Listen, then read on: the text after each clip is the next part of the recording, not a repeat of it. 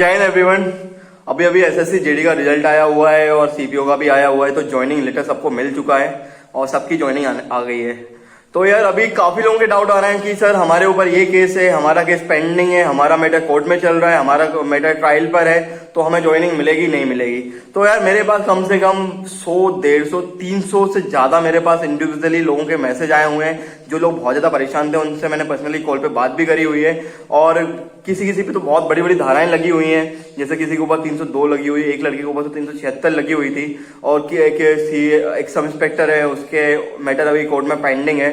तो यार और बहुत सारे लोगों का मैटर हुए हैं, तो वो बहुत ज्यादा घबरा रहे हैं यार, बताएं नहीं बताएं, या बता दिया तो ज्वाइनिंग मिलेगी नहीं मिलेगी, या कोई दिक्कत तो नहीं होगी, बाद में टर्मिनेट तो नहीं कर देंगे। क्योंकि यार ये जो खौफ है ना कि जॉब लेने के बाद जॉब से टर्मिनेट तो नहीं कर देंगे या जॉब मिलेगी नहीं मिलेगी, ये बहुत बड़ा डर है भाई। क्योंकि आप इतनी मुश्किल से पूरा फाइनल सिलेक्शन लेते हो और एट लास्ट जब आपको पता चलता है कि जॉब मिलेगी नहीं मिलेगी, that is the worst feeling I ever feel. तो देखो यार, मैं तो जॉब में था, जॉब से टर्मिनेट हुआ, अभी दूसरी जॉब में हूं। तो अब देखो यार, बहुत से लोग ये भी क्वेश्चन कर रहे थे कि सर आपको एक जॉब से टर्मिनेट करा हुआ है तो आपको दूसरी जॉब मिलेगी नहीं मिलेगी। तो यार ये तो तभी पता चलेगा जब मेरे को ज्वाइन कराएंगे या नहीं कराएंगे। तो वो चीज अभी तो मैं श्योर नहीं हूँ क्या होने वाला है, I am little bit in doubt. तो जो भी होगा मैं आपके साथ शेयर जरूर करूंगा।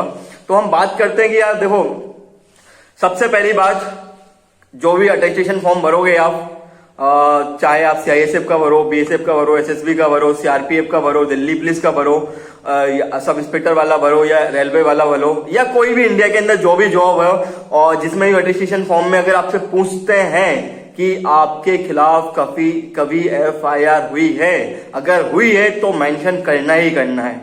आपके खिलाफ कभी चार्जशीट दायर हुई है, अगर हुई है तो मेंशन करना ही करना है। इसमें कोई डाउट नहीं होना चाहिए कि मेंशन नहीं करना है, मेंशन करना है। अगर आपने थोड़ा भी झूठ बोला हुआ है, यार बहुत से लोग ये सोचते हैं कि मेरा केस तो यार दूसरे जिले में हुआ था, मैं किसी दूसरे जिले में रहने वाला हूँ, मेरा पुलिस वेरिफिकेशन मेरे अपने जिले में आएगा तो इनको कैसे पता चलेगा। भाई एफआईआर जो होती है वो ऑनलाइन हो गई है आजकल। आपका नाम डालेंगे, आपके पापा का नाम डालेंगे, वो सारा आपका जो भी पास्ट का रिकॉर्ड है वो उनके सामने आ जाएगा और फिर वो चेक करेंगे कि आपने अटेस्टेशन फॉर्म में क्या भरा हुआ है, आपने सही भरा है या झूठ भरा हुआ है। अगर वहां पे आपका पता चल गया तो वो उठा के आपको टर्मिनेट कर देंगे, उनके पास ये राइट्स होते हैं। तो मेरे भाई, अगर आपका केस खत्म हो गया है तो आपको भरना ही भरना है, नो डाउट। लेकिन हाँ, उस केस में आपको ज्वाइनिंग मिलेगी, नो डाउट, आपको ज्वाइनिंग मिल रही है। हो सकता है कि ज्वाइनिंग 1 महीने डिले हो जाए, 1.5 महीने डिले हो जाए, लेकिन आपको ज्वाइनिंग देंगे। इस बात से आपको परेशान नहीं होना है और बाद में आपको कभी टर्मिनेट नहीं करेंगे। मेरे साथ में काफी लोग हैं, मेरे साथ में काफी लोग हैं जिनके ऊपर 302 जैसी बड़ी बड़ी धाराएं लगी हुई थी, तो उनने मेंशन कर, वो बरी हुए थे या जो भी हुआ था, जो उनका केस खत्म हो गया था, उनने मेंशन करा और बाकायदा वो जॉब कर रहे हैं। मेरा तो यार कुछ था ही नहीं, मैं तो बस पिस गया हूँ। किसी ने मेरे को प्रॉपर गाइड नहीं करा और मेरी वो एक छोटी गलती और मैं टर्मिनेट हो गया था। तो ये गलती आपको नहीं करना है। ये वीडियो मैं इसलिए बना रहा हूँ कि यार मेरे जैसा कोई भाई परेशान ना हो, क्योंकि यार बहुत ज्यादा ट्रॉमा झेलना पड़ता है। आप टर्मिनेट होते हो, उसके बाद आप केस लड़ते हो, केस की हियरिंग इतनी होती है, आप वकील से डील करते हो, इतना सारा टेंशन, फ्रस्ट्रेशन, उसके बाद आप केस जीत गए तो ठीक है, तो फिर बाद में पता चलता हाई कोर्ट चले गए, फिर बाद में आप हाई कोर्ट से केस जीत गए तो पता चला सुप्रीम कोर्ट चले गए। तो भाई ये बहुत बड़ी लड़ाई हो जाती है और इस एज में जब आपको नौकरी करनी होती है, उस एज में आप हाई कोर्ट, सुप्रीम कोर्ट के चक्कर काट रहे होते, तो ये बहुत बड़ा ट्रॉमा होता है। तो इससे फार बेटर है कि वहां पे अगर आपके ऊपर कोई एफआईआर है, केस खत्म हो गया है तो मेंशन करो। हो सकता है 1 महीना 1.5 महीना आपकी ज्वाइनिंग डिले हो जाए, लेकिन आपको ज्वाइनिंग वो देंगे और आप कभी लाइफ में टर्मिनेट नहीं हो गए, ठीक है। दूसरा मैटर क्या था, पेंडिंग का मैटर था कि भाई मेरे ऊपर एफआईआर है और मेरा केस अभी कोर्ट में चल रहा है, पेंडिंग है, तो मैं क्या करूं, मेरे को जॉब मिलेगी नहीं मिलेगी और मेंशन करूं कि नहीं करूं। भाई देखो, पेंडिंग मैटर हो, मैटर खत्म हो गया हो, मैटर ट्रायल पर हो, मेंशन तो करना है। अगर वो पूछे तो मेंशन करना है, ठीक है। यह तो कोई डाउट ही नहीं कि मेंशन नहीं करना है। पेंडिंग मैटर है तब भी मेंशन करना है। पेंडिंग मैटर में क्या है, जैसे कि अभी एक लड़का है, उसके ऊपर बहुत सारी धाराएं लगी हुई थी, उसके ऊपर 307 से लेके कम से कम 10 धाराएं लगी हुई थी। वो अगर वो उसका मैटर पेंडिंग है, वो मेंशन करेगा तो डेफिनेटली उसको ज्वाइनिंग तो नहीं मिलनी है, ये तो क्लियर है। डिपार्टमेंट इतनी धाराओं के बाद मैटर पेंडिंग है तो ज्वाइनिंग नहीं देने वाले हैं। लेकिन ये इन फ्यूचर 1 साल में, 1.5 साल में, 6 महीने में, 2 महीने में, 3 महीने में अगर उसका मैटर खत्म होता है और उसके फेवर में आता है और वो यहाँ पे अटेस्टेशन फॉर्म में मेंशन करता है, तो बाद में डिपार्टमेंट उसको कंसिडर करेंगे, उस लड़के को ज्वाइनिंग दे देंगे। वो ये बोलेंगे बेटा तुम्हारा मैटर अभी पेंडिंग है, जब तक केस खत्म नहीं होगा जब तक हम आपको ज्वाइनिंग तो नहीं देने वाले, लेकिन हाँ आपको ज्वाइनिंग आपका मैटर खत्म होने के बाद मिल जाएगी अगर आपके फेवर में आता है तो। लेकिन अगर कोई मैटर बहुत माइनर ऑफेंस का है, जैसे कि किसी ने 498 लगा दिया, दहेज का केस लगा दिया, अभी एक जजमेंट भी आया था विक्रम रोहाल सर का आया था, वो सब इंस्पेक्टर थे एसएससी सीपीओ से हुए थे वो, और उनको डिपार्टमेंट ने ज्वाइनिंग नहीं दी थी क्योंकि उनके ऊपर मैटर पेंडिंग था, लेकिन उनने सब कुछ सच सच बता दिया था वहां पे अटेस्टेशन फॉर्म में, उनने सब कुछ सच सच बता दिया था, तो उनको ज्वाइनिंग नहीं दी थी। उनसे ये बोला था भाई आपका मैटर खत्म हो जाएगा, आप तब बताना हम आपको ज्वाइनिंग दे देंगे, लेकिन उनने कहा यार मेरा मैटर अगर 20 साल तक चला तो मैं जॉब नहीं कर पाऊंगा कभी जिंदगी में, तो वो कोर्ट में अपील कर दी उनने। बाद में कोर्ट ने जजमेंट देते हुए ये बोला कि यार ऐसे तो बहुत सारे केस है, झूठी एफआईआर हो जाती है और इतना सब कुछ चलता रहता है, लोग जानबूझ के ऐसा कर देते हैं, तो एक झूठी एफआईआर या कोई फॉल्स एफआईआर है, कोई माइनर ऑफेंस में किसी की जिंदगी हम खराब नहीं कर सकते हैं। तो कब जो कोई बहुत छोटे ऑफेंस हो, बहुत छोटे क्राइम होते हैं, जैसे कि यही लड़ाई झगड़े हो गया और ये कुछ हो गया, चालान हो गया, ये हो गया, वो हो गया, अगर ये किसी का होता है और मैटर पेंडिंग है तो डिपार्टमेंट उनको ज्वाइनिंग दे सकता है। तो साथ में अगर आपके साथ कोई ऐसी सिचुएशन है तो आप विक्रम रोहाल सर का जजमेंट लेके जाएं, उस जजमेंट को अपने साथ लेके जाएं और उसको लगाएं, ठीक है। बहुत से लोगों को ये डाउट है सर कि हमारे ऊपर बाइक का चालान है, हमारे ऊपर कोई और चालान है। देखो यार मेरा दोस्तों 500 रुपए के चालान में टर्मिनेट हुआ है ये बात, और बस इसलिए टर्मिनेट हो गया, उसने वहां पे मेंशन नहीं करा था उस चालान के बारे में और वो टर्मिनेट हो गया, ठीक है। तो मैं तो बोलूंगा अगर वो चालान का भी पूछे तो आपको बताना है, ठीक है। छुपाना कुछ भी नहीं है, आपको इतनी सी चीज छुपानी नहीं है ताकि इनके पास कोई पॉइंट बचे कि हम आपको टर्मिनेट कर सकते हैं, ठीक है। वैसे तो यहाँ पे बहुत बड़े रिफॉर्म की जरूरत है यार, तो ये चीज हो गई है। तो अगर आपका चालान भी अगर वहां पे वो पूछते हैं तो आपको डेफिनेटली बताना, ये आपको डाउट में नहीं रहना है, ठीक है। लेकिन आपको ज्वाइनिंग मिल जाएगी, इसमें आपको डोंट वरी, इसमें आपको टेंशन लेने की जरूरत है नहीं।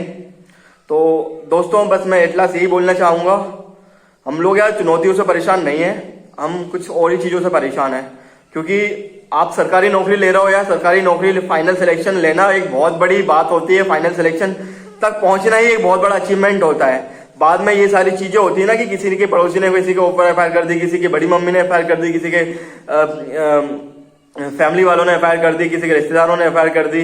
और ये यार मैं तो यहाँ तक मानता हूँ कि जो पढ़ने वाला लड़का है, जो सरकारी नौकरी ले रहा है, उसके अंदर यार पहली बात तो डिसिप्लिन है, उसके अंदर मेहनत करने की क्षमता है, वो इन सारी चीजों में पढ़ता नहीं है। उसके बाद भी अगर उसको घसीटा जा रहा है ना, तो अगर आपके ऊपर कोई झूठी एफआईआर है तो आईपीसी सेक्शन 211 मानहानि 500 के तहत उसके ऊपर आपको कंप्लेंट करनी है, कंपनसेशन क्लेम करना है, और इनको ऐसे छोड़ना नहीं है। जितना भी हमारे ऊपर जो झूठी एफआईआर होती है ना, जो हम जो ट्रॉमा झेलते हैं, उनको ऐसा नहीं छोड़ना है कि उनने झूठी एफआईआर कर दी उनका कुछ नहीं होगा, उनके ऊपर हम मानहानि का केस करेंगे, उनके ऊपर हम झूठी एफआईआर का केस करेंगे, इसमें उनको 7 साल तक की सजा है और उनके ऊपर मानहानि का मुकदमा करेंगे।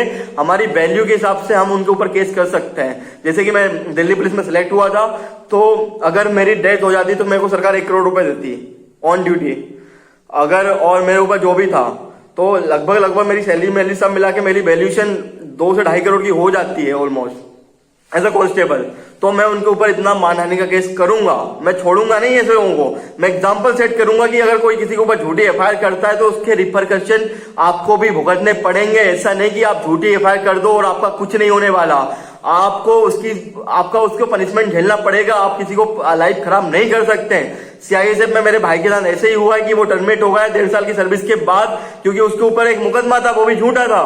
हम लोग 16 लोग टर्मिनेट हुए थे भाई, 16 लोग, और हर साल कम से कम 100 से 200 लोग टर्मिनेट होते ही होते हैं इन सब चीजों के कारण।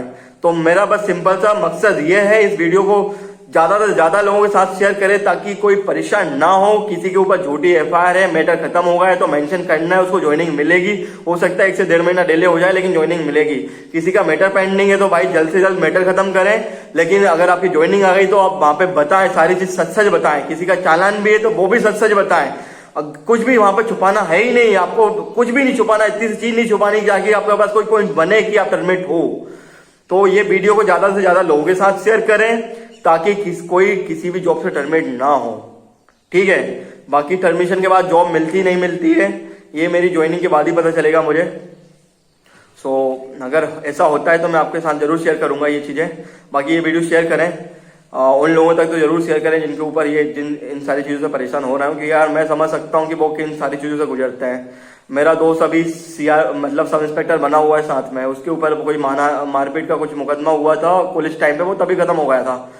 लेकिन वो इतना ज़्यादा डर में जी रहा है अभी कि यार क्या पता यार बाद में टर्मिनेट ना हो जाऊँ, ज्वाइनिंग मिलेगी नहीं मिलेगी, मेंशन करूँ ना करूँ। मैंने कहा भाई तू मेंशन कर, एफिडेविट लगा, सारी चीजें कर और मेंशन कर, नहीं तो तू हमेशा डर में जिएगा। उसको कोई दोस्त था उसका बीएसएफ का, उसने सलाह दे दी यार कुछ नहीं होगा, मेंशन मत कर, कोई दिक्कत नहीं, इनको पता ही नहीं चलेगा। मेरा भाई ऐसे किसी के बहकावे में मत आओ, मैं टर्मिनेट होके बैठता हूँ। मेरी कोई इतनी सी गलती की वजह से वो भी मेरी उसमें गलती नहीं है, किसी ने मेरे को गाइड कर दिया था भाई कुछ नहीं होता, ऐसे मेरे को गाइड कर दिया था, मैंने भर दिया।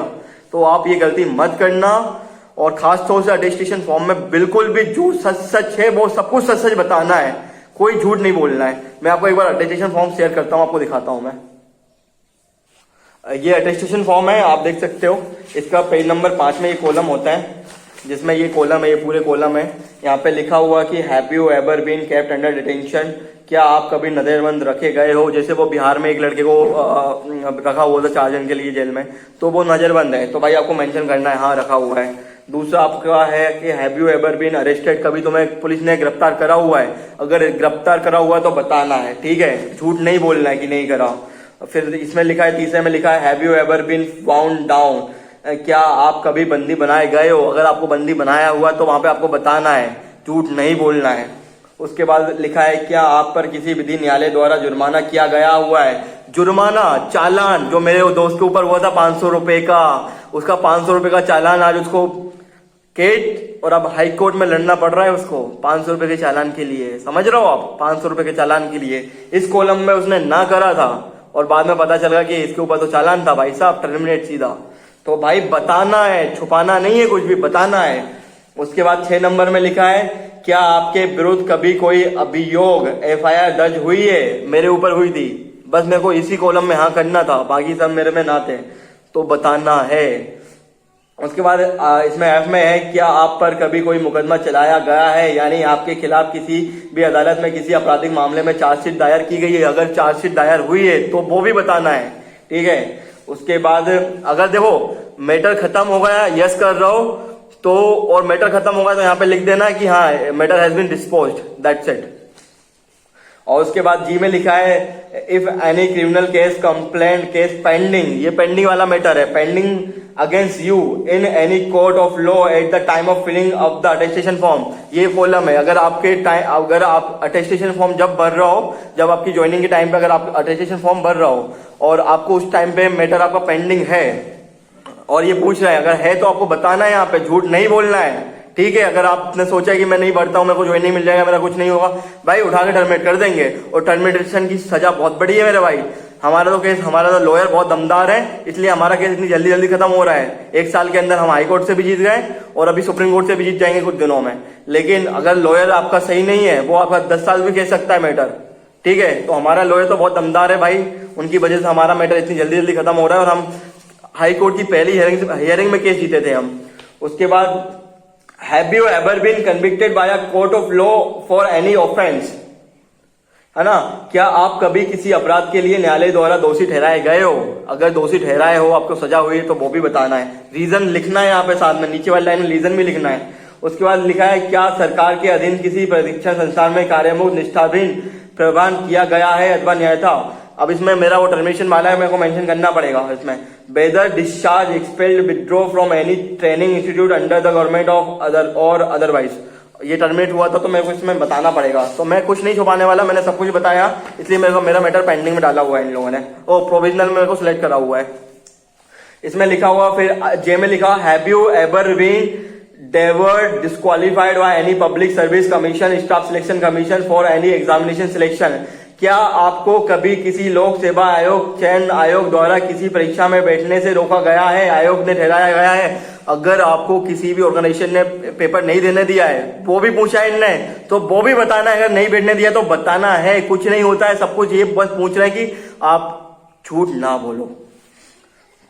फिर इसमें लिखा है कि मैं have you ever been debarred from examination or restricted by any university or any other education authority or institution, क्या आप कभी आपको किसी विश्वविद्यालय या किसी अन्य शिक्षण संस्थान प्रतिष्ठान द्वारा परीक्षा में बैठने से रोका गया है? ये भी पूछा है। अगर ये भी करा हुआ तो बताना है मेरे भाई।